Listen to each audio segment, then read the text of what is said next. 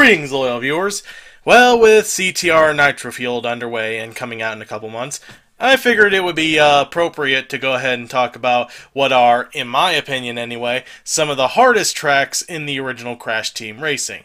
Now, before we begin with the list, I'm going to go ahead and determine how these will be judged. Much like with Cat Icarus's top 10 hardest Crash levels, these will be judged just based on playing them normally, which basically means I won't be including optional challenges like Relic and CTR token challenges as factors because, let's be honest, if we were to judge them all based on that criteria, especially with the CTR challenges, every single damn track would be on this list. However, to make judging these a little bit easier, I'm also going to be judging these things based on boss battles because, unlike the other challenges, they're actually mandatory in order to beat the game. So because of that, I feel it necessary to include them. So, with that said, let us begin the countdown in 3, 2, 1.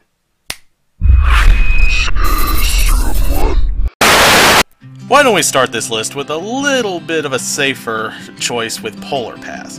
While there is a specific jump that can be made to make this track a bit easier, there's a lot of obstacles such as seals, precise jumping, and occasional tight turns that need to be made in order to win the race.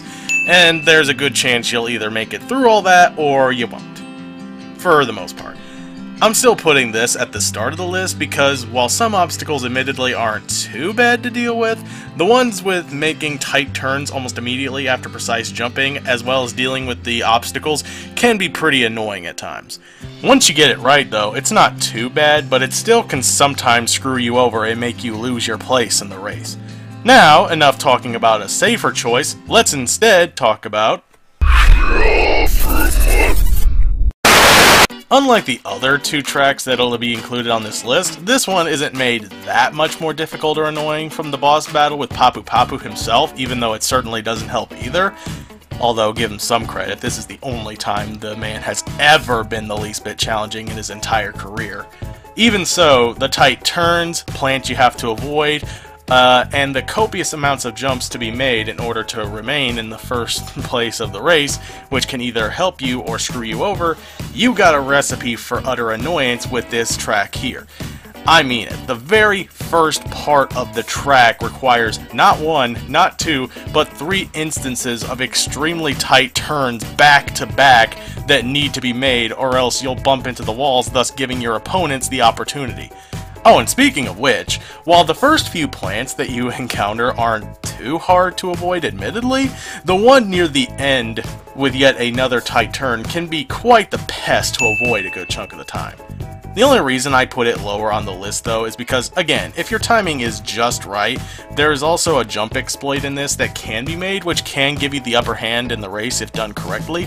However, like I said, that's only if it's timed correctly, because if not, then, again, your opponents will get the upper hand on you and you're less likely to win first place. That being said, it's still not quite as obnoxious as the other boss-related track, such as... Well, as I mentioned previously, there are at least 2 other tracks that are made even harder to beat with the boss battle in mind, and this is no exception. The track itself is already quite annoying, with a minecart you have to avoid on more than one occasion or else you'll get squished, with another part that's similar to Papu's pyramid where you have to make some very tight turns multiple times in order to not bump into the wall or rails, and even then, you'll just barely make it. Now with all this in mind, the fight against Komodo Joe, though why only him, where's the other one? Was he just not interested or did he just not care? Honestly, with this kind of track, I wouldn't blame him. Anyway, with him throwing explosive TNT crates at you from behind, surprisingly makes all this more harder. And I say surprisingly because you would think because of them exploding on impact that this would be a bit easier to avoid than the fight with Ripperoo. But no, due to the track itself, it surprisingly makes the things that I mentioned before all the more obnoxious. It doesn't help either that, and I don't know if this is just me, but he seems to throw them much more frequently than Ripperoo did. Still, not quite as an obnoxious track as... Well, it wouldn't be a hardest track list if we didn't include at least one track from the final hub of the game now, would it? The track features, even more so than the previous entries we've seen thus far, and arguably even more so than the last two entries, near endless sharp corners and edges, as well as several jumps to be made in order to keep your speeds up. And if that wasn't obnoxious enough, this track has what are easily some of the most annoying obstacles to deal with. In it, this time, are spiders that hang from the ceiling and can move up and down at random, and hitting them will spin your character around, thus putting you at a huge disadvantage in the race. Top this off with an exploit that is much harder to nail than even the one in Papu's Pyramid, and you have a track that is sure to annoy the ever-living piss out of you. Cortex, I hope you're happy. Your diabolical plan to annoy the ever-loving crap out of me has finally succeeded in ways you probably didn't even intend. But seriously guys, let us get to the big ones. Starting with... This is not only arguably the longest track in the game, but it already starts with a small bump into a mud pit infested area, which if you accidentally cruise or land into, which trust me, you'll be making that mistake at least a couple of times throughout the entire track, it will cause you to sink in and slow down a lot. Oh, and speaking of bumps, there's not just one at the very start. There's bumps and hills all throughout the entire goddamn track. Usually that would be a good thing, but when they're spread throughout the track this much, it can be quite the pain in the ass to deal with.